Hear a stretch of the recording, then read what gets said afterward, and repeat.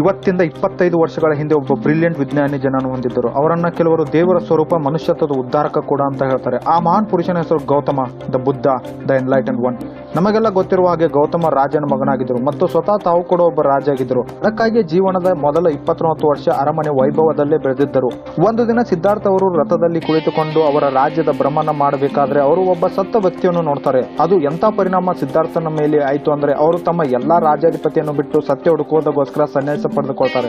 ಈಗ ಹೇಳಲಾಗುತ್ತೆ 6 ವರ್ಷ ಕಠಿಣ ಪರಿಶ್ರಮದ ನಂತರ ಅವರಿಗೆ ಏನೂ ಸಿಗದಿದ್ದಾಗ ಬಾಲ್ಯದಲ್ಲಿ ಮಾಡುತ್ತಿದ್ದ ಒಂದು ಮೆಡಿಟೇಷನ್ ಅನ್ನು ಮಾಡಿಕೊಂಡು ಮರದ ಕೆಳಗೆ ಕುಳಿತು ಬಿಡ್ತಾರೆ ಮತ್ತು ತಮ್ಮಲ್ಲಿ ತಾವು ಒಂದು ಪ್ರತಿಷ್ಠೆ ಮಾಡ್ತಾರೆ. ಎಲ್ಲಿಯ ತನಕ ನನಗೆ ಎಲ್ಲಾ ಪ್ರಶ್ನೆಗಳ ಉತ್ತರ ಸಿಗಲು ಅಲ್ಲಿಯ ತನಕ ನಾನು ಜೀವ ಹೋದರೂ ನಾನು ಇಲ್ಲಿಂದ ಎದ್ದೇಳಲ್ಲ ಅಂತ ಹೇಳ್ತಾರೆ. 42 ದಿನಗಳವರೆಗೆ ಗೌತಮರು ಮರದ ಕೆಳಗೆ ಕುಳಿತಿದ್ದರು. 42 ದಿನಗಳ ನಂತರ ಫುಲ್ ಮೂನ್ ಈವ್ನಿಂಗ್ ಅವರಿಗೆ ಜ್ಞಾನೋದಯವಾಯಿತು. ಅಂಡ್ ಯಾವ ಮೆಡಿಟೇಷನ್ ಇಂದ ಗೌತಮನಿಗೆ ಜ್ಞಾನೋದಯ ಆಯಿತು ಆ ಮೆಡಿಟೇಷನ್ ಹೆಸರು ವಿಪಾಸನಾ ಮೆಡಿಟೇಷನ್. ವಿಪಾಸನಾ ಮೆಡಿಟೇಷನ್ ಬಹಳ ಪುರಾತನ ತಂತ್ರ ಆಗಿದೆ. ವಿಪಾಸನದ ಉಲ್ಲೇಖ ಋಗ್ವೇದದಲ್ಲಿ ಕೂಡ ಮಾಡಲಾಗಿದೆ. ಆದ್ರೆ ಸಮಯ ಕಳೆದ ಹಾಗೆ ತಂತ್ರ ನಾಶ ಆಗ್ತಾ ಬಂತು. ಆದ್ರೆ ಗೌತಮ್ ಬುದ್ಧನಿಗೆ ಜ್ಞಾನೋದಯ ಆದ ನಂತರ ಮೆಡಿಟೇಷನ್ ಟೆಕ್ನಿಕ್ ಅನ್ನು ತನ್ನ ಶಿಷ್ಯಂದರಿಗೆ ಹೇಳಿ ಕಳಿಸಿ ಇದನ್ನ ಇಡೀ ಭಾರತ ದೇಶದಲ್ಲಿ ಹರಡಿಸಬೇಕೆಂದು ಹೇಳ್ತಾರೆ. ಯಾಕಂದ್ರೆ ಆದಷ್ಟು ಹೆಚ್ಚು ಜನ ಈ ಮೆಡಿಟೇಷನ್ ಅನ್ನು ತಿಳಿದುಕೊಂಡು ತಮ್ಮ ದುಃಖ, ಕಷ್ಟ, ಮಿಸರಿಯಿಂದ ದೂರ ಆಗಲಿ ಅಂತ. ಮೆಡಿಟೇಷನ್ ಎಷ್ಟು ಪವರ್ಫುಲ್ ಆಗಿತ್ತು ಅಂದ್ರೆ ನಾವು ಇಲ್ಲಿಂದ ಊಹಿಸಿಕೊಳ್ಳಬಹುದು. ಕಳಿಂಗ ವಾರದಲ್ಲಿ ಸಾವನ್ನಪ್ಪಿದ ಲಕ್ಷಾಂತರ ಜನರನ್ನ ಕಂಡು ಸಾಮ್ರಾಟ್ ಅಶೋಕನು ದುಃಖ ಮತ್ತು ದುಗುದಕ್ಕೆ ಪಾರವೇ ಇರಲಿಲ್ಲ. ಆಗ ಒಬ್ಬ ಬುದ್ಧಿಸ್ಟ್ ಮಂಕನು ಸಾಮ್ರಾಟ್ ಅಶೋಕನಿಗೆ ವಿಪಾಸನಾ ಮೆಡಿಟೇಷನ್ ಆಚರಿಸುವಂತೆ ಸಲಹೆ ನೀಡಿದನು. ಹಾಗೆ ಇದರ ನಂತರ ಸಾಮ್ರಾಟ್ ಅಶೋಕನದ ಜೀವನದ ಪದ್ಧತಿ ಸಂಪೂರ್ಣವಾಗಿ ಬದಲಾಯಿತು. ಯಾವ ಅಶೋಕ್ ಕಳಿಂಗ ಯುದ್ಧದ ಸಮಯದಲ್ಲಿ ಲಕ್ಷಾಂತರ ಜನರ ಸಾವಿಗೆ ಕಾರಣೀಭೂತನಾದನು ಅದೇ ಅಶೋಕ ತನ್ನ ರಾಜ್ಯದಲ್ಲಿ ಜಾನುವಾರುಗಳ ಹತ್ಯೆ ಕೂಡ ಸಂಪೂರ್ಣವಾಗಿ ನಿಷೇಧಿಸಿದನು. ಸಾಮ್ರಾಟ್ ಅಶೋಕ ಈ ಮೆಡಿಟೇಷನ್ ಇಂದ ಎಷ್ಟು ಪ್ರಭಾವಿತರಾಗಿದ್ದಾರೆ ಅಂದ್ರೆ ಇವರು 8 ಬುದ್ಧಿಸ್ಟ್ ಮಂಕಗಳನ್ನು ಪ್ರಪಂಚದ ಬೇರೆ ಬೇರೆ ಕೋಣೆಗಳಿಗೆ ಕಳಿಸಿಕೊಟ್ಟರು. ಯಾಕಂದ್ರೆ ಇಡೀ ಪ್ರಪಂಚ ವಿಪಾಸನಾ ಮೆಡಿಟೇಷನ್ ಕಲಿತು ಕರಗತ ಮಾಡಿಕೊಳ್ಳಲೆಂದು. ವಿಪಾಸನಾ ಮೆಡಿಟೇಷನ್ ಬೇರೆಲ್ಲ ಮೆಡಿಟೇಷನ್ ಇಂದ ಯಾಕೆ ಎಷ್ಟು ವಿಭಿನ್ನವಾಗಿದೆ, ಹಾಗೆ ಯಾಕಿದು ಅಷ್ಟು ಪವರ್ಫುಲ್, ಅದೇನಿದೆ ಇದರಲ್ಲಿ? ಹಾಗಾದ್ರೆ ಇಲ್ಲಿ ಕೇಳಿ. ನಮ್ಮ ಮನಸ್ಸಿನಲ್ಲಿ ಸಣ್ಣಾಗಿನಿಂದ ಬಹಳಷ್ಟು ಮೆಮೊರೀಸ್ಗಳು, ಒಳ್ಳೆ ಅಥವಾ ಕೆಟ್ಟ ಎಮೋಷನ್ಗಳು, ಅಡಕವಾಗಿರುವ ಇಚ್ಛೆಗಳು, ಇಂಪಲ್ಸ್ ಎಲ್ಲವೂ ಸ್ಟೋರ್ ಆಗಿರುತ್ತವೆ. ಇವೆಲ್ಲವೂ ನಮಗೆ ತಿಳಿಯದ ಹಾಗೆ ನಮ್ಮ ಇಡೀ ಬಿಹೇವಿಯರ್ ಅರ್ಥಾತ್ ನಮ್ಮ ಜೀವನವನ್ನು ಹಿಡಿತದಲ್ಲಿ ಇಟ್ಟುಕೊಳ್ಳುತ್ತೆ. ಆದ್ರೆ ನಮಗೆ ಇದರ ಅರಿವೇ ಇರಲ್ಲ. ಫಾರ್ ಎಕ್ಸಾಂಪಲ್ ಸಪೋಸ್ ನಾವು ಯಾವುದೇ ವ್ಯಕ್ತಿಯ ಮೇಲೆ ತುಂಬಾ ಅಂದ್ರೆ ಲೆಕ್ಕಕ್ಕಿಂತ ಜಾಸ್ತಿ ಟ್ರಸ್ಟ್ ಮಾಡ್ತೇವೆ. ಆದ್ರೆ ಆ ಟ್ರಸ್ಟ್ ಅನ್ನು ಮುರಿದರೆ ನಮ್ಮ ದುಃಖ ಮತ್ತು ವೇದನೆಗೆ ಅಂತ್ಯವೇ ಇರುವುದಿಲ್ಲ. ಎಲ್ಲಿವರೆಗೆ ಅಂದ್ರೆ ಕೆಲವೊಂದಿಷ್ಟು ಜನ ಡಿಪ್ರೆಷನ್ ಮೂಡ್ಗೆ ಕೂಡ ಒಳಗಾಗ್ತಾರೆ. ಆದ್ರೆ ಎಲ್ಲವೂ ಕಾಲಮಹಿಮೆ ಏನು ಅಂತ ಕೆಲವೇ ತಿಂಗಳುಗಳಲ್ಲಿ ಇಲ್ಲಿ ವರ್ಷಗಳಲ್ಲಿ ಸರಿ ಹೋಗ್ತಾರೇನೋ ಸರಿ. ಆದ್ರೆ ನಮ್ಮ ಸಬ್ ಕಾನ್ಶಿಯಸ್ ಮೈಂಡ್ ಇವೆಲ್ಲ ಇನ್ಸಿಡೆಂಟ್ ಗಳನ್ನು ತನ್ನೊಳಗೆ ಸ್ಟೋರ್ ಮಾಡಿಕೊಳ್ಳುತ್ತೆ. ಹಾಗೆ ಇದನ್ನ ಎಷ್ಟು ಆಳವಾಗಿ ಸ್ಟೋರ್ ಮಾಡಿಕೊಳ್ಳುತ್ತೆ ಅಂದ್ರೆ ಟ್ರಸ್ಟ್ ಅಂದ್ರೆ ಕೇವಲ ದುಃಖ, ವೇದನೆ, ಖಿನ್ನತೆ ಎಂದು ಭಾವಿಸಿಕೊಳ್ಳುತ್ತೆ. ಹಾಗೆ ಇದು ನಮ್ಮ ಬಿಲೀಫ್ ಸಿಸ್ಟಮ್ ಅನ್ನು ಚೇಂಜ್ ಮಾಡುತ್ತೆ. ಹಾಗೆ ಇದು ನಮ್ಮ ಮೈಂಡ್ ನ ಬಿಲೀಫ್ ಸಿಸ್ಟಮ್ ನಲ್ಲಿ ಕೂಡ ಒಂದು ಭಾಗವಾಗಿ ಬಿಡುತ್ತೆ. ಇದಾದ ಬಳಿಕ ನಮ್ಮ ಜೀವನವಿಡೀ ಈ ಸಬ್ ಕಾನ್ಶಿಯಸ್ ಮೈಂಡ್ ದುಃಖದಿಂದ ದೂರವಿರಲು ಮತ್ತು ಯಾರ ಮೇಲೆ ಟ್ರಸ್ಟ್ ಮಾಡಲು ಅನುವು ಮಾಡಿಕೊಡಲ್ಲ. ಇದು ಎಲ್ಲಿಯವರೆಗೆ ಅಂದರೆ ಆ ವ್ಯಕ್ತಿ ತನ್ನ ಇಡೀ ಬಿಲೀಫ್ ಸಿಸ್ಟಮ್ ಅನ್ನು ಚೇಂಜ್ ಮಾಡಿಕೊಳ್ಳುವವರೆಗೆ. ಇದು ನಾನು ಒಂದು ಸಣ್ಣದಾದ ಉದಾಹರಣೆ ನೀಡಿದೆ ಅಷ್ಟೇ. ಇಂಥದ್ದು ಅದೇ ಎಷ್ಟೋ ಒಳ್ಳೆಯ ಕೆಟ್ಟ ಬಿಲೀಫ್ ಗಳು ನಮ್ಮ ಸಬ್ ಕಾನ್ಶಿಯಸ್ ಮೈಂಡ್ ನಲ್ಲಿ ತುಂಬಿಕೊಂಡು ಬಿಟ್ಟಿದೆ. ಇದಕ್ಕಾಗಿ 1973 ಲಿಯೋಪಾರ್ಡ್ಸ್ ಅವರು ಹ್ಯೂಮನ್ ಪರ್ಸನಾಲಿಟಿ ಮೇಲೆ ಅತ್ಯಂತ ಆಳವಾದ ಅಧ್ಯಯನ ಮಾಡಿ ಅದರ ಬಿಹೇವಿಯರ್ ಅನ್ನು ತಿಳಿದುಕೊಳ್ಳುವ ಸಲುವಾಗಿ ಹ್ಯೂಮನ್ ಪರ್ಸನಾಲಿಟಿ ಟೆಸ್ಟ್ ಅನ್ನು ಇನ್ವೆಂಟ್ ಮಾಡಿದ್ರು. ಇದು ಮುಂದೆ ಸೂಸನ್ ಡೈಡೆಸ್ಟ್ ಎಂದು ಹೆಸರನ್ನು ಪಡೆದುಕೊಂಡಿತ್ತು. ನಿಮಗೆಲ್ಲ ಇದನ್ನೆಲ್ಲ ಯಾಕೆ ಹೇಳ್ತಾ ಇದ್ದೀನಿ ಅಂದ್ರೆ ವಿಪಾಸನಾ ಮೆಡಿಟೇಷನ್ ನಲ್ಲಿ ಲಭಿಸುವ ಲಕ್ಷಾಂತರ ಉಪಯೋಗದಲ್ಲಿ ಇದು ಕೂಡ ಒಂದು. ವಿಪಾಸನಾ ಮೆಡಿಟೇಷನ್ ಇಂದ ಡೀಪೆಸ್ಟ್ ಸೆಲ್ಫ್ ಅನ್ನು ಅರ್ಥ ಮಾಡಿಕೊಳ್ಳಬಹುದು. ವಿಪಾಸನಾ ಮೆಡಿಟೇಷನ್ ಎಷ್ಟು ಪವರ್ಫುಲ್, ಹಾಗೆ ಯಾವ ಹಂತದವರೆಗೆ ಒಂದು ವ್ಯಕ್ತಿಯ ಜೀವನದಲ್ಲಿ ಬದಲಾವಣೆ ತರಬಹುದು ಅನ್ನೋದನ್ನು ನಾವು ಇಲ್ಲಿಂದಲೇ ತಿಳಿದುಕೊಳ್ಳಬಹುದು. ವಿಪಾಸನಾ ಮೆಡಿಟೇಷನ್ ಭಾರತದ ತಿಹಾರ್ ಜೈಲಿನಿಂದ ಹಿಡಿದು ಅಮೆರಿಕದ ಡೊನಾಲ್ಡ್ ಪ್ರಿಸನ್ ಕೈದಿಗಳ ನಡತೆಯನ್ನು ಸುಧಾರಿಸಲು ಮಾಡಲಾಗುತ್ತದೆ. ಯಾಕಂದ್ರೆ ಕೈದಿಗಳು ಬಂಧ ಮುಕ್ತರಾಗಿ ಹೊರಗಡೆ ಬಂದ ಮೇಲೆ ಮತ್ತೊಮ್ಮೆ ಇಂಥ ಕೃತ್ಯಗಳನ್ನು ಮಾಡಬಾರದು ಅನ್ನೋ ಕಾರಣಕ್ಕಾಗಿ ವಿಪಾಸನಾ ಮೆಡಿಟೇಷನ್ ಬೇರೆ ಬೇರೆ ದೇಶದಲ್ಲಿ 200ಕ್ಕಿಂತ ಹೆಚ್ಚು ಮೆಡಿಟೇಷನ್ ಸೆಂಟರ್ಗಳಿವೆ. ಅಲ್ಲಿ ಲಕ್ಷಾಂತರ ಜನರಿಗೆ ವಿಪಾಸನಾ ಮೆಡಿಟೇಷನ್ ಹೇಳಿಕೊಡಲಾಗುತ್ತೆ. ಹಾಗಾದ್ರೆ ಏನಿದು ವಿಪಾಸನಾ ಮೆಡಿಟೇಷನ್? ವಿಪಾಸನಾ ಶಬ್ದವು 2 ಶಬ್ದದಿಂದ ಕೂಡಿದೆ, ವಿ ಅಂಡ್ ಪಾಸನ. ವಿ ಇದು ಅರ್ಥ ವಿಶೇಷ, ಹಾಗೆ ಪಾಶನದ ಅರ್ಥ ನೋಡುವುದು ಅಂದ್ರೆ ವಿಶೇಷ ರೀತಿಯಲ್ಲಿ ನೋಡುವುದು. ಇದರ ಬಗ್ಗೆ ಬಹಳ ಧರ್ಮದ ಗ್ರಂಥಗಳು ಸತಿಪತಿನ ಸುತ ಮಹಾ ಸತಿಪುತಾನ ಸುತಂ ಎಂದು ಬಹಳ ನಿಖರವಾಗಿ ಹೇಳಲಾಗಿದೆ. ಹಾಗಾಗಿ ಅದೇ ಗ್ರಂಥಗಳ ಅನುಸಾರವಾಗಿ ವಿಪಾಸನಾ ಮೆಡಿಟೇಷನ್ ಅನ್ನು 4 ಭಾಗಗಳಲ್ಲಿ ವಿಂಗಡಿಸಲಾಗಿದೆ. ಕಾಯಾನುಪಾಸನ, ವೇದಾನುಪಾಸನ, ಚಿತ್ತಾನುಪಾಸನ, ಧಮ್ಮಾನುಪಾಸನ. ಕಾಯಾನುಪಾಸನ ವಿಪಾಸನಾ ಮೆಡಿಟೇಷನ್ ಅದು ಆರಂಭ ಉಸಿರಾಟದ ಮೇಲೆ ನಿಗಾ ವಹಿಸುವುದರಿಂದ ಆಗುತ್ತದೆ. ಆದರೆ ಬೇರೆ ಮೆಡಿಟೇಷನ್ ಗಳಲ್ಲಿ ಉಸಿರನ್ನು ದೀರ್ಘವಾಗಿ ತೆಗೆದುಕೊಳ್ಳಲು ಹೇಳಲಾಗುತ್ತದೆ. ಯಾಕಂದ್ರೆ ನಮ್ಮ ಮನಸ್ಸು ಬೇಗ ಶೀಘ್ರವಾಗಿ ಶಾಂತಗೊಳ್ಳಲಿ ಎಂದು. ಆದ್ರೆ ವಿಪಾಸನಾ ಮೆಡಿಟೇಷನ್ ಅಲ್ಲಿ ನಿಮಗೆ ಇಂಥದ್ದು ಏನೇನೋ ಮಾಡಲಿಕ್ಕಿಲ್ಲ. ಬದಲಾಗಿ ಕೇವಲ ಉಸಿರಾಟದ ಮೇಲೆ ನಿಗಾ ವಹಿಸಬೇಕು. ಉಸಿರಾಟವು ಶೀಘ್ರವಾಗಿರಲಿ ಇಲ್ಲ ದೀರ್ಘವಾಗಿರಲಿ, ಅದರಲ್ಲಿ ವ್ಯತ್ಯಾಸ ಕೊಡದು. ಇದನ್ನು 2 ರೀಸನ್ಗಾಗಿ ಮಾಡಲಾಗುತ್ತದೆ. ಪ್ರತಿ 9 ಸೆಕೆಂಡ್ಗಳಲ್ಲಿ ನಮ್ಮ ಮನಸ್ಸಿಗೆ ಬೇರೆ ಬೇರೆ ಥಾಟ್ಸ್ ಗಳು ಬರುತ್ತವೆ. ಈ 9 ಸೆಕೆಂಡ್ ಎನ್ನುವ ಸೈಕಲ್ ಅನ್ನು ಭೇದಿಸುವುದಕ್ಕಾಗಿ ನಮಗೆ ಉಸಿರಾಟದ ಮೇಲೆ ನಿಗಾ ವಹಿಸಲು ಹೇಳಲಾಗುತ್ತದೆ. ಇದರಿಂದಾಗಿ ನಮ್ಮ ಮನಸ್ಸು ಕಾನ್ಸಂಟ್ರೇಷನ್ ಉತ್ತಮವಾಗಲಿ ಎಂದು. ಇದರಿಂದಾಗಿ ನಾವು ರಿಯಲ್ ವಿಪಾಸನಾ ಮೆಡಿಟೇಷನ್ ಅನ್ನು ಸರಿಯಾಗಿ ಮಾಡಲು ಸಾಧ್ಯ ಆಗುತ್ತದೆ. ಹೀಗೆ ನೀವು ಕೆಲವು ದಿನಗಳ ಕಾಲ ಅಭ್ಯಾಸ ಮಾಡಿದಾಗ ನಿಮಗೆ ಮೂಗಿನ ಮೇಲೆ ಏನೋ ಒಂದು ಸೆನ್ಸೇಷನ್ ಫೀಲ್ ಆಗಲು ಪ್ರಾರಂಭವಾಗುತ್ತದೆ. ಹಾಗಾಗಿ ಇಡೀ ದೇಹದಲ್ಲಿ ಸೆನ್ಸೇಷನ್ ಅನ್ನು ಅವೇರ್ನೆಸ್ ಅನ್ನು ಇನ್ಕ್ರೀಸ್ ಮಾಡೋದಕ್ಕಾಗಿ ಉಸಿರಾಟದ ಮೇಲೆ ನಿಗಾ ವಹಿಸಲು ಹೇಳಲಾಗುತ್ತದೆ. ಇದರ ಜೊತೆಗೆ ನಿಮಗೆ ಇನ್ನೊಂದು ಕೆಲಸ ಮಾಡಲಿಕ್ಕಿದೆ. ಅದೇನೆಂದರೆ ನಾವು ಯಾವುದಾದ್ರೂ ಒಂದು ವಸ್ತುವನ್ನು ಕಂಡರೆ ಆ ವಸ್ತುವಿನಿಂದ ಅದರ ಐಡೆಂಟಿಟಿಯನ್ನು ದೂರ ಮಾಡಬೇಕು. ನೋಡಿ, ಸಣ್ಣಂದಿನಿಂದಲೇ ನಮ್ಮ ಮೆದುಳಿಗೆ ಪ್ರೋಗ್ರಾಮ್ ಮಾಡಲು ಪ್ರಾರಂಭವಾಗಿರುತ್ತದೆ. ಇದು ನಾಯಿ, ಇದು ಬೆಕ್ಕು, ಇದು ಮರ, ಇದು ದನ, ಎಕ್ಸೆಟ್ರಾ ಎಕ್ಸೆಟ್ರಾ. ಈಗ 2 ನಿಮಿಷ ನಿಮ್ಮ ತಲೆಯಿಂದ ಇದು ನಾಯಿ ಎನ್ನುವುದನ್ನು ತೆಗೆಯಿರಿ. ಅದಾದ ಬಳಿಕ ಅದನ್ನು ನೋಡಿ. ಹೀಗೆ ಮಾಡೋದ್ರಿಂದ ನಿಮ್ಮ ಮೆದುಳು ಯೋಚನೆ ಮಾಡಲು ಪ್ರಾರಂಭಿಸುತ್ತದೆ. ಒಂದು ವೇಳೆ ಇದು ನಾಯಿ ಅಲ್ಲದಿದ್ದರೆ ಮತ್ತೇನು? ಹೀಗೆ ನೋಡೋದ್ರಿಂದ ನಿಮ್ಮ ಕ್ಯೂರಿಯಾಸಿಟಿ ಹಾಗೂ ಅಬ್ಸರ್ವೇಷನ್ ಪವರ್ ಬಹಳ ಹೆಚ್ಚಾಗುತ್ತದೆ. ನೀವು ಎಲ್ಲಾ ವಸ್ತುಗಳನ್ನು ಬಹಳ ಕ್ಯೂರಿಯಾಸಿಟಿ ಹಾಗೂ ಸೂಕ್ಷ್ಮವಾಗಿ ನೋಡಲು ಪ್ರಾರಂಭ ಮಾಡ್ತೀರಾ. ನಮ್ಮೊಂದಿಗೆ ಯಾವತ್ತೂ ಹೇಳ್ತಿರ್ತಾರೆ ನೋಡಿ, ಮಕ್ಕಳ ಹಾಗೆ ಕ್ಯೂರಿಯಸ್ ಇರಲಿ, ಮಕ್ಕಳ ಹಾಗೆ ಕ್ಯೂರಿಯಸ್ ಇರಲಿ ಎಂದು. ಆದ್ರೆ ಅದು ಹೇಗೆ ಸಾಧ್ಯವಾಗುತ್ತದೆ ಎಂದು ಯಾರು ಹೇಳಲ್ಲ. ಮಕ್ಕಳು ಯಾಕಷ್ಟು ಕ್ಯೂರಿಯಸ್ ಆಗಿರ್ತಾರೆ ಅಂದ್ರೆ ಅವರ ಮೆದುಳು ನಮ್ಮ ತರ ಪ್ರೋಗ್ರಾಮ್ ಆಗಿರೋ, ಹಾಗಾಗಿ ಅವರ ಮೆದುಳು ತಮ್ಮ ಆಸುಪಾಸಿನ ಎಲ್ಲಾ ವಸ್ತುಗಳನ್ನು ತಿಳಿಯಲು ಆಸಕ್ತಿ ಹೊಂದುತ್ತದೆ. ಆದ್ರೆ ನೀವು ಪ್ರತಿಯೊಂದು ವಸ್ತುವನ್ನು ಕೇವಲ ನೋಡಬಾರದು, ಬದಲಾಗಿ ಅಬ್ಸರ್ವ್ ಮಾಡಬೇಕು. ಸಪೋಸ್ ಯಾರೋ ಇಬ್ಬರು ತಮ್ಮೊಳಗೆ ಮಾತಾಡ್ಕೊಳ್ತಾ ಇರ್ತಾರೆ, ಇಲ್ಲ ನೀವು ಯಾರತ್ತಾದ್ರೂ ಮಾತಾಡ್ತಾ ಇರ್ತೀರಾ. ನಿಮ್ಮ ಹಳೆ ಬಿಲೀಫ್ ಸಿಸ್ಟಮ್ ಇಂದ ಆ ಮಾತನ್ನು ತುರಂತವಾಗಿ ಜಡ್ಜ್ ಮಾಡಕೂಡದು, ಕೇವಲ ಅಬ್ಸರ್ವ್ ಮಾಡಬೇಕು ಅಲ್ಲಿ ಏನು ನಡೆಯುತ್ತಿದೆ ಎಂದು. ಹಾಗೆ ನೀವು ಇದನ್ನು ಮಲಗುವಾಗ, ಏಳುವಾಗ, ಕುಳಿತುಕೊಳ್ಳುವಾಗ, ಎಚ್ಚರಿಸುವಾಗ, ಹೀಗೆ ಪ್ರತಿಯೊಂದು ಸಮಯದಲ್ಲೂ ಮಾಡಬೇಕು. ಅಂದ್ರೆ ಅಬ್ಸರ್ವ್ ಅಬ್ಸರ್ವ್ ಅಬ್ಸರ್ವ್, ಬಾಡಿದು ಸೆನ್ಸೇಷನ್ ಇಂದ ಹಿಡಿದು ಎಲ್ಲ ಆಗು ಹೋಗುಗಳನ್ನು ಅಬ್ಸರ್ವ್ ಮಾಡಬೇಕು ಅಂಡ್ ನಥಿಂಗ್ ಮೋರ್. ಒಂದು ವೇಳೆ ನೀವು ಈ ತರದ ಸ್ಟೇಟ್ ಅನ್ನು ಡೆವಲಪ್ ಮಾಡಿದರೆ ಎಲ್ಲಕ್ಕಿಂತ ಮೊದಲು ನಿಮ್ಮ ಕ್ಯೂರಿಯಾಸಿಟಿ ತುಂಬಾ ತುಂಬಾ ತುಂಬಾ ಹೆಚ್ಚಾಗುತ್ತದೆ. ನಮ್ಮ mind zero thoughts thoughtless state ಕಡೆಗೆ ಹೋಗಲು ಪ್ರಾರಂಭಿಸುತ್ತದೆ. ಯಾಕಂದ್ರೆ ಒಂದು ಸಮಯದಲ್ಲಿ ನೀವು ಯಾವುದೇ ಒಂದು ವಸ್ತುವನ್ನು ಅಬ್ಸರ್ವ್ ಮಾಡಬಹುದು, ಇಲ್ಲ ಅದರ ಬಗ್ಗೆ ಆಲೋಚಿಸಬಹುದು. ಆದ್ರೆ ಎರಡನ್ನು ಒಂದೇ ಸಮಯದಲ್ಲೂ ಮಾಡಲು ಅಸಾಧ್ಯ. ನಿಮ್ಮ ಅಬ್ಸರ್ವೇಷನ್ ಪವರ್ ಎಷ್ಟು ಹೆಚ್ಚಾಗುತ್ತದೆ, ಆದ ಕಾರಣ ಪ್ರತಿಯೊಂದು ವಿಷಯದಲ್ಲಿ ನೀವು ಸತ್ಯವನ್ನೇ ಕಾಣ್ತೀರಾ. ಅದು ಬೇಕಾದ್ರೆ ನಿಮ್ಮ ಎಮೋಷನ್ ಆಗಿರಲಿ, ಇಲ್ಲ ಇಬ್ಬರ ನಡುವಿನ ಮಾತಾಗಿರಲಿ, ಇಲ್ಲ ಬೇರೆನೇ ಆಗಿರಲಿ, ನಿಮಗೆ ಎಲ್ಲಾ ವಿಷಯದಲ್ಲೂ ಕೇವಲ ಸತ್ಯವೇ ತಿಳಿಯಲು ಪ್ರಾರಂಭಿಸುತ್ತದೆ. ಇದು ವಿಪಾಸನದ ಸರಿಯಾದ ಅರ್ಥ. ಯಾವುದು ಹೇಗೆ ಉಂಟು ಅದನ್ನು ಹಾಗೆಯೇ ಕಾಣುವುದು, ಬದಲಾಗಿ ನಮ್ಮ ತಲೆಯಲ್ಲಿ ಪ್ರೀ ಪ್ರೋಗ್ರಾಮ್ ಮನಸ್ಸು ಇಲ್ಲಿ ಎಮೋಷನ್ ಅನ್ನ ಜೊತೆಗೆ ನೋಡುವುದನ್ನು ನಿಲ್ಲಿಸುತ್ತದೆ. ಎಲ್ಲವನ್ನ ನಮ್ಮ ಮೈಂಡಿನಲ್ಲಿ ಆಗಿರುವಂತಹ ಪ್ರೀ ಪ್ರೋಗ್ರಾಮ್ ನ ಮೂಲಕ ನೋಡದೆ ಎಲ್ಲವನ್ನ ಇದ್ದ ಹಾಗೆ ನೋಡುವುದು. ಇದರ ಅರ್ಥ ಕೇವಲ 10 ದಿನಗಳಲ್ಲಿ ಇಡೀ ಪ್ರಪಂಚವನ್ನೇ ತಿಳಿಯುತ್ತೇನೆ ಎನ್ನುವುದು ಖಂಡಿತವಾಗಿಯೂ ಅಲ್ಲ. ಗೌತಮ್ ಬುದ್ಧರ ಪ್ರಕಾರ ವಿಪಾಸನದಲ್ಲಿ ಕಂಪ್ಲೀಟ್ ಆಗಿ ಮಾಸ್ಟರ್ ಹೊಂದಲು 7 ವರ್ಷಗಳ ಸಮಯ ಬೇಕಾಗುತ್ತದೆ. ನಾನು ಕೂಡ ಕಳೆದ 10 ದಿನಗಳಿಂದ ಇದನ್ನು ಫಾಲೋ ಮಾಡ್ತಾ ಇದ್ದೀನಿ. ಹಾಗೆಯೇ ನನ್ನೊಳಗೆ ಈ ಚೇಂಜಸ್ ಬಂದಿದೆ. ಅದೇನೆಂದರೆ ಪ್ರತಿ ವಿಷಯದಲ್ಲೂ ನಾನು ಬಹಳ ಕ್ಯೂರಿಯಾಸಿಟಿಯಿಂದ ನೋಡಲು ಪ್ರಾರಂಭಿಸಿದ್ದೇನೆ.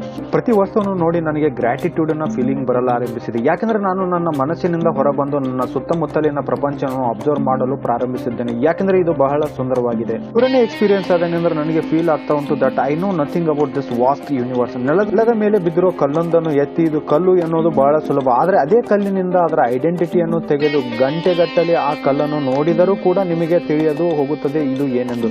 ನೋಡಿ, ನಾನು ಈ ಎಕ್ಸ್ಪೀರಿಯನ್ಸ್ ಅನ್ನ ವರ್ಡ್ಸ್ ಅಲ್ಲಿ ಕಂಪ್ಲೀಟ್ ಆಗಿ ಹೇಳಲು ಸಾಧ್ಯವಾಗುವುದಿಲ್ಲ. ಬಿಕಾಸ್ ಆ ವರ್ಡ್ಸ್ ಗಳಿಗೆ ತನ್ನದೇ ಆದ ಲಿಮಿಟೇಷನ್ ಇರ್ತದೆ. ಕೆಲವೊಂದನ್ನು ನಾವು ಸ್ವಂತವಾಗಿ ಅನುಭವಿಸಬೇಕು. ಹಾಗೆ ನಾನು ನಿಮಗೆ ಗ್ಯಾರಂಟಿ ಕೊಡಬಲ್ಲೆ ಈ ಎಕ್ಸ್ಪೀರಿಯನ್ಸ್ ಬಹಳ ಅದ್ಭುತವಾಗಿರುತ್ತದೆ. ಇದು ವೇದಾನುಪಾಸನ. ವೇದನೆ ಅಂದ್ರೆ ಫೀಲಿಂಗ್ಸ್, ವಿಪಾಸನ ಅಂದ್ರೆ ವಿಶೇಷ ರೀತಿಯಲ್ಲಿ ನೋಡೋದು, ಅಂದ್ರೆ ಫೀಲಿಂಗ್ಸ್ ಅನ್ನ ವಿಶೇಷವಾದ ರೀತಿಯಲ್ಲಿ ನೋಡೋದು. ವಿಪಾಸನ ಮೆಡಿಟೇಷನ್ ಸೆಂಟರ್ ಗಳಿಂದ ಜೈಲಲ್ಲಿ ವಿಪಾಸನ ಮೆಡಿಟೇಷನ್ ಮಾಡಿಸಲಾಗುತ್ತದೆ. ಅದು ಇದೇ ವೇದಾನುಪಾಸನ. ಯಾಕಂದ್ರೆ ನಾವು ಹಾಗೂ ನಮ್ಮ ಮನಸ್ಸು ಫೀಲಿಂಗ್ ಗಳಿಂದ ತುಂಬಿರುತ್ತದೆ. ನಮ್ಮ ಮನಸ್ಸು ಎಲ್ಲಾ ತರಹದ ಫೀಲಿಂಗ್ಸ್ ಗಳಿಂದ ರಿಯಾಕ್ಟ್ ಮಾಡಲು ಪ್ರಾರಂಭಿಸುತ್ತದೆ. ಫಾರ್ ಎಕ್ಸಾಂಪಲ್, ನಮಗೆ ಸಿಟ್ಟು ಬಂದಿದ್ದರೆ ನಾವು ಕೋಪದಿಂದ ರಿಯಾಕ್ಟ್ ಮಾಡ್ತೇವೆ, ಅಥವಾ ನಮಗೆ ಯಾವುದಾದ್ರೂ ವಸ್ತುವಿನಿಂದ ಒಳ್ಳೆ ಫೀಲಿಂಗ್ಸ್ ಬರಲಾರಂಭಿಸಿದರೆ ನಾವು ಅದನ್ನು ಪ್ರೊಲಾಂಗ್ ಮಾಡಲು ಪ್ರಾರಂಭಿಸುತ್ತೇವೆ. ಇಲ್ಲ ನಮಗೆ ದುಃಖ ವೇದನೆಗಳ ಫೀಲಿಂಗ್ಸ್ ಇದ್ದರೆ ನಮ್ಮ ಮನಸ್ಸು ಆ ಫೀಲಿಂಗ್ಸ್ ಇಂದ ಬೇಗನೆ ಹೊರಬರಲು ಇಚ್ಛಿಸುತ್ತದೆ. ಇದರ ಅರ್ಥ ಅದೇನೆಂದರೆ ನಮ್ಮ ಮನಸ್ಸು ಅದಕ್ಕೆ ಬರುವ ಎಲ್ಲಾ ಥಾಟ್ಸ್ ಆರ್ ಫೀಲಿಂಗ್ಸ್ ಗೆ ರಿಯಾಕ್ಟ್ ಮಾಡಲು ಇಚ್ಛಿಸುತ್ತದೆ. ಇದರ ಅರ್ಥ ಅದೇನೆಂದರೆ ನಮ್ಮ ಮನಸ್ಸು ಅದಕ್ಕೆ ಬರುವ ಎಲ್ಲಾ ಥಾಟ್ಸ್ ಫೀಲಿಂಗ್ಸ್ ಗೆ ರಿಯಾಕ್ಟ್ ಮಾಡಲು ಇಚ್ಛಿಸುತ್ತದೆ. ಹಾಗಾಗಿ ಇದರಿಂದಾಗಿಯೇ ನಾವು ನಮ್ಮ ಎಮೋಷನ್ ಗಳ ಗುಲಾಮರಾಗಿ ಇರುತ್ತೇವೆ. ಹಾಗಾಗಿ ವಿಪಾಸನಾ ಮೆಡಿಟೇಷನ್ ಸೆಂಟರ್ ಇಂದ ಜೈಲಲ್ಲಿ ವಿಪಾಸನಾ ಮೆಡಿಟೇಷನ್ ಕೋರ್ಸ್ ನ ಮೂಲಕ ದಿನಕ್ಕೆ ಸರಿ ಸುಮಾರು 11 ಗಂಟೆಗಳ ಕಾಲ ಮೆಡಿಟೇಷನ್ ಮಾಡಿಸಲಾಗುತ್ತದೆ. ಈಗ ನೀವೇ ಆಲೋಚಿಸಿ, ಕೇವಲ 30 ನಿಮಿಷ ಒಂದೇ ಕಡೆ ಕುಳಿತುಕೊಳ್ಳುವುದರಿಂದ ನಮ್ಮ ಮನಸ್ಥಿತಿಯ ಹದಗೆಡಲು ಪ್ರಾರಂಭಿಸುತ್ತದೆ. ಹಾಗಾದ್ರೆ 11 ಗಂಟೆಗಳ ಕಾಲ ಮೆಡಿಟೇಷನ್ ಮಾಡೋದ್ರಿಂದ ಎಷ್ಟು ವೇದನೆ ಆಗಿರಬಹುದು. ಹಾಗಾಗಿ ವೇದಾನುಪಾಸನ ಮೆಡಿಟೇಷನ್ ನ ವಿಧಾನ ಹೀಗೆ: ನಾವು ಆ 11 ಗಂಟೆಯಲ್ಲಿ ಅನುಭವಿಸುವ ನೋವನ್ನು ತೆಗೆದುಕೊಂಡು ಏನು ರಿಯಾಕ್ಟ್ ಮಾಡದೆ ಕೇವಲ ಅಬ್ಸರ್ವ್ ಮಾಡಬೇಕು, ಎಲ್ಲಿ ನೋವಾಗುತ್ತದೆ ಎಂದು. ಹೀಗೆ ನೀವು ಆ ನೋವನ್ನು ಸ್ವಲ್ಪ ಸಮಯಗಳ ಕಾಲ ಅಬ್ಸರ್ವ್ ಮಾಡಿದರೆ ಆ ವೇದನೆಯು ಶಮನವಾಗುವುದು. ಇದಾದ ಬಳಿಕ ದೇಹದ ಬೇರಾವುದೋ ಪಾರ್ಟ್ ಅಲ್ಲಿ ನೋವು ಕಾಣಲು ಪ್ರಾರಂಭಿಸುತ್ತದೆ. ಹೀಗೆ ಅದನ್ನು ಸ್ವಲ್ಪ ಸಮಯಗಳ ಕಾಲ ಅಬ್ಸರ್ವ್ ಮಾಡಿದರೆ ಆ ನೋವು ಶಮನವಾಗುವುದು. ಹೀಗೆ ನಾವು ನಮ್ಮ ಎಲ್ಲಾ ಫೀಲಿಂಗ್ಸ್ ಗಳ ಜೊತೆಗೆ ಮಾಡಬೇಕಾಗುತ್ತದೆ. ಆ ಫೀಲಿಂಗ್ಸ್ ದುಃಖವಿರಲಿ, ನೋವಿರಲಿ, ವೇದನೆ ಇರಲಿ, ಎಲ್ಲ ಒಳ್ಳೆ ಫೀಲಿಂಗ್ಸೇ ಇರಲಿ, ಯಾವಾಗ ನೀವು ಈ ಮೆಡಿಟೇಷನ್ ಅಲ್ಲಿ ಮಾಸ್ಟರ್ ಹೊಂದಿರೋ ಆವಾಗ ನೀವು ನಿಮ್ಮಲ್ಲೇ ಹಾಗೂ ನಿಮ್ಮ ಫೀಲಿಂಗ್ಸ್ ಅಲ್ಲೇ ಡಿಫರೆನ್ಸ್ ಮಾಡಲು ಶಕ್ತರಾಗ್ತೀರಾ. ಹಾಗೆಯೇ ನೀವು ತಿಳಿದುಕೊಳ್ತೀರಾ feelings and emotions are temporary. ಈ ಸ್ಟೇಟ್ ಅಲ್ಲಿ ನಿಮಗೆ ಯಾವುದೇ ಥಾಟ್ಸ್ ಇಲ್ಲ, ಎಮೋಷನ್ ಗಳ ತೊಂದರೆ ಒಳಗಾಗಲ್ಲ. ನಿಮ್ಮೊಳಗೆ ಕ್ಷಮತೆಯ ಭಾವನೆ ಬರುತ್ತದೆ. ನಿಮಗೆ ನಿಮ್ಮ ಮೇಲೆ ಸಂಪೂರ್ಣ ಆತ್ಮನ ಹಿಡಿತ ಸಿಗುತ್ತದೆ. ನೀವು ತಿಳಿದುಕೊಳ್ಳುತ್ತಾರೆ I am not my thoughts and emotions. ಹಾಗಾಗಿ ಜೈಲಲ್ಲಿ ವೇದಾನುಪಾಸನ ಮೆಡಿಟೇಷನ್ ಅನ್ನು ಮಾಡಿಸಲಾಗುತ್ತದೆ. ಇದರಿಂದಾಗಿ ಕೈದಿಗಳು ತಮ್ಮೊಳಗೆ ಹಾಗೂ ತಮ್ಮ ಎಮೋಷನ್ ಅಂಡ್ ಫೀಲಿಂಗ್ಸ್ ಅಲ್ಲಿ ಡಿಫರೆನ್ಸ್ ತಿಳಿದುಕೊಳ್ಳುತ್ತಾರೆ. ಇದರಿಂದಾಗಿ ತಮ್ಮ ಫೀಲಿಂಗ್ಸ್ ಗೆ ಒಳಗೊಂಡು ಏನೊಂದು ಕೆಟ್ಟ ಕೆಲಸ ಮಾಡಲು ಮುಂದಾಗಬಾರದೆಂದು. ನಾವು ನಮ್ಮ ಫೀಲಿಂಗ್ಸ್ ಹಾಗೂ ಎಮೋಷನ್ಗಳೊಂದಿಗೆ ಯಾವ ರೀತಿಯಲ್ಲಿ ಅಂಟುಕೊಂಡಿದ್ದೇವೆ ಅನ್ನೋದಕ್ಕೆ the subtle art of not giving ಮುಂದೆ ನೀವು ತಿಳಿದುಕೊಳ್ಳಬಹುದು. ಆಥರ್ ಮಾರ್ಕ್ ಮಿನ್ಸ್ ತನ್ನ ಈ ಟಾಪಿಕ್ ಅನ್ನು ಫೀಡ್ಬ್ಯಾಕ್ ಲೂಪ್ ಫ್ರಮ್ ಹೆಲ್ ಎನ್ನುವುದನ್ನು ಬಹಳ ಸುಂದರವಾಗಿ ಹೇಳಲಾಗಿದೆ. ಸಪೋಸ್ ನಿಮಗೆ ಯಾವುದೇ ವಸ್ತುವಲ್ಲಿ ಸಣ್ಣ ಸಿಟ್ಟು ಬಂತು, ನಂತರ ನೀವು ರಿಯಲೈಸ್ ಆಗ್ತೀರಾ, ಛೇ ಈ ಸಣ್ಣ ವಿಷಯಕ್ಕೆ ನಾನು ಇಷ್ಟು ಸಿಟ್ಟು ಮಾಡ್ತಾ ಇದ್ದೀನಲ್ಲ. ಸೊ ನಿಮಗೆ ತಿಳಿಯುತ್ತೆ ಬೇಡದ ವಿಷಯಕ್ಕೆ ಸಿಟ್ಟುಗೊಳ್ತಿದ್ದೀರಿ ಅಂತ. ಆಗ ಮಗದೊಮ್ಮೆ ಸಿಟ್ಟು ಬರುತ್ತೆ. ಈಗ ಸಿಟ್ಟು ಆ ವಿಷಯದಲ್ಲಿ ಅಲ್ಲ, ಬದಲಾಗಿ ನಾನು ಯಾವ ತರಹದ ವ್ಯಕ್ತಿ ಕೇವಲ ಇಂಥ ಸಣ್ಣ ಸಣ್ಣ ವಿಷಯಕ್ಕೆ ಸಿಟ್ಟುಗೊಳ್ಳುತ್ತೇನೆ ಅಂತ. ಅಂದ್ರೆ ನೀವು ರಿಯಲ್ ಇನ್ಸಿಡೆಂಟ್ ಗಳನ್ನು ಬಿಟ್ಟು ಸಿಟ್ಟಿನ ಮೇಲೆ ಸಿಟ್ಟುಗೊಳ್ಳುತ್ತೀರಾ. ಇದನ್ನ ಆಥರ್ ಫೀಡ್ಬ್ಯಾಕ್ ಲೂಪ್ ಫ್ರಮ್ ಹೆಲ್ ಅಂತಾರೆ.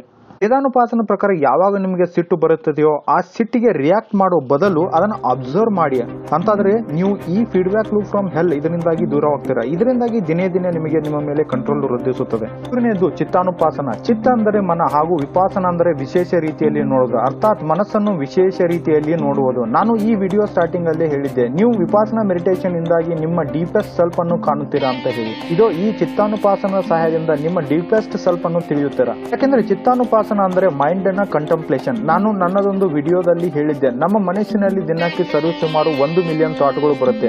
ಹಾಗೆ ಆ 1 ಮಿಲಿಯನ್ ಥಾಟ್ ಅಲ್ಲಿ 80 to 90% ಥಾಟ್ಗಳು ಸುಮ್ಮನೆ ವೇಸ್ಟ್ ಆಗುತ್ತೆ. ಹಾಗೆ ಬೇಡದಿರೋ ಥಾಟ್ಸ್ಗಳು ನಮ್ಮ ಬ್ರೈನ್ ನಲ್ಲಿ ಹೇಗೆ ಕೆಲಸ ಮಾಡುತ್ತವೆ, ಅವಾಗ ಯಾವುದೋ ಒಂದು ನದಿ ಇಲ್ಲ ಕೆರೆಯಲ್ಲಿ ಕಲ್ಮಶವು ತುಂಬಿ ಅದರ ಆಳವನ್ನು ನೋಡಲು ಸಾಧ್ಯವಾಗುವುದಿಲ್ಲವೋ, ಆದರೆ ಯಾವಾಗ ಅದೇ ಕಲ್ಮಶವು ಒಮ್ಮೆ ಬದಿಗೆ ಸೋರುತ್ತೆಯೋ ಅವಾಗ ಅದರ ಆಳವು ನೋಡಲು ನಾವು ಶಕ್ತರಾಗುತ್ತೇವೆ. ಹಾಗೆ ಈ ಬೇಡದಿರುವ ಥಾಟ್ಗಳು ಎಲ್ಲಿವರೆಗೆ ನಮ್ಮಲ್ಲಿರುತ್ತವೆ ಅಲ್ಲಿಯವರೆಗೆ ನಾವು ನಮ್ಮ ಡೀಪೆಸ್ಟ್ ಸೆಲ್ಫ್ ಅನ್ನು ನೋಡಲು ಅಸಾಧ್ಯ. ಯಾಕಂದ್ರೆ ನಮ್ಮ ಮನಸ್ಸು ಕೇವಲ ಇಂಥ ಬೇಡದಿರುವ ಯೋಚನೆಗಳನ್ನು ವಿಚಾರ ಮಾಡುವುದರಲ್ಲಿ ತೊಡಗಿರುತ್ತದೆ. ಅಂತೆಯೇ ಈ ಚಿತ್ತಾನುಪಾಸ ಮೆಡಿಟೇಷನ್ ಅನ್ನು ಅನುಸಾರವಾಗಿ ನಾವು ನಮ್ಮ ಕೇವಲ ಥಾಟ್ಸ್ ಅನ್ನು ಅಬ್ಸರ್ವ್ ಮಾಡಬೇಕು, ಹೊರತು ನಾವು ರಿಯಾಕ್ಟ್ ಮಾಡಬಾರದು.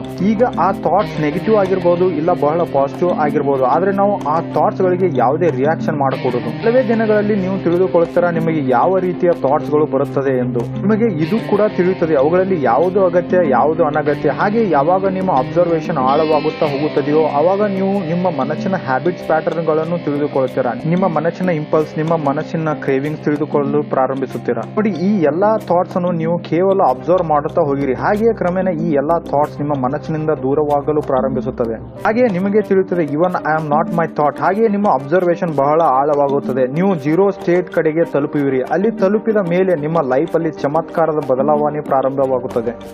ದಮಾನುಪಾಸನ. ದಮ ಅಂದ್ರೆ ಧರ್ಮ, ಹಾಗೆ ವಿಪಾಸನವೆಂದರೆ ವಿಶೇಷವಾಗಿ ನೋಡೋದು, ಅಂದ್ರೆ ಧರ್ಮವನ್ನು ವಿಶೇಷವಾದ ರೂಪದಲ್ಲಿ ಕಾಣೋದು, ಇಟ್ಸ್ ಟ್ರೂ ಫಾರ್ಮ್ ಅಲ್ಲಿ ನೋಡೋದು. ಇಲ್ಲಿ ಬುದ್ಧನು ನೀಡಿರುವಂತೆ ಟೀಚಿಂಗ್ಸ್ ಅನ್ನು ಸರಿಯಾಗಿ ಅಬ್ಸರ್ವ್ ಮಾಡಲು ಹೇಳಲಾಗಿದೆ. ಅಕಾರ್ಡಿಂಗ್ ಟು ಬುದ್ಧಿಸ್ಟ್, ಎನ್ಲೈಟನ್ಮೆಂಟ್ ಹೊಂದಲು ಒಬ್ಬ ಬುದ್ಧಿಸ್ಟ್ ಗೆ ಬಹಳಷ್ಟು ರೂಲ್ಸ್ ಅಂಡ್ ರೆಗ್ಯುಲೇಷನ್ ಅನ್ನು ಫಾಲೋ ಮಾಡಬೇಕಾಗುತ್ತದೆ. ಹೇಗೆ ಬುದ್ಧಿಸಂ ನಲ್ಲಿ ಎನ್ಲೈಟನ್ಮೆಂಟ್ ಪಡೆಯಲು 7 ಮೇನ್ ಸ್ಟೇಜ್ಗಳು ಹೊಂದಬೇಕಾಗುತ್ತದೆ. Mindfulness, investigation of nature of reality, energy, joy of rapture, relaxation or tranquility, concentration and equanimity. ಅಂದ್ರೆ ಎನ್ಲೈಟನ್ಮೆಂಟ್ ಗೆ ಸನಾತನ ಧರ್ಮದಲ್ಲಿ 8 ಸ್ಟೇಜ್ ಇರುತ್ತದೆ.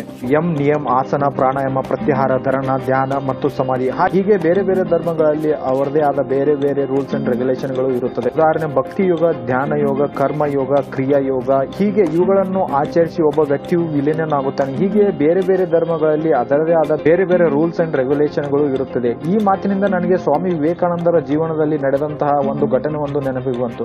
ಒಂದು ದಿನ ಅವರಲ್ಲಿ ಯಾರೋ ಒಬ್ಬ ಸ್ವಾಮೀಜಿ ವಾಟ್ ಈಸ್ ರಿಲಿಜನ್ ಎಂದು ಕೇಳುತ್ತಾನೆ. ಇದಕ್ಕೆ ಪ್ರತ್ಯುತ್ತರವಾಗಿ ಇವರು ಅನ್ನುತ್ತಾರೆ, ರಿಲಿಜನ್ ಈಸ್ ಅ ರಿಯಲೈಸೇಷನ್. ಯಾವ ಧರ್ಮವನ್ನು ನೀವು ಫಾಲೋ ಮಾಡುತ್ತಿರೋ ಯಾವಾಗಲಾದ್ರೂ ಅದನ್ನು ರಿಯಲೈಸ್ ಮಾಡಿದ್ದೀರಾ? ಇಲ್ಲ ನೀವು ಆ ಧರ್ಮವನ್ನು ಸ್ವಂತವಾಗಿ ಅನುಭವಿಸಿದ್ದೀರಾ? ಅವಾಗ ನಿಮಗೆ ಇದು ರಿಯಲೈಸ್ ಆಗುತ್ತದೆಯೋ ಅದಾದ ಬಳಿಕ ಎಲ್ಲಾ ರಿಲಿಜನ್ ನಿಮಗೆ ಒಂದೇ ಎಂದ ಭಾವನೆ ನಿಮ್ಮಲ್ಲಿ ಮೂಡುತ್ತದೆ. So that's all friends. ಈ ವಿಡಿಯೋದಲ್ಲಿ ಇಷ್ಟು ಹೇಳಲು ಬಯಸುತ್ತೇನೆ. ವಿಡಿಯೋ ಇಷ್ಟವಾದಲ್ಲಿ ಲೈಕ್ ಮಾಡಿ, ಸಬ್ಸ್ಕ್ರೈಬ್ ಮಾಡಿ, ಹಾಗೆ ಇಷ್ಟು ಮಾಡಿದೆ ಎಂದಾದ್ರ ಮೇಲೆ ಇದನ್ನು ಶೇರ್ ಕೂಡ ಮಾಡಿ.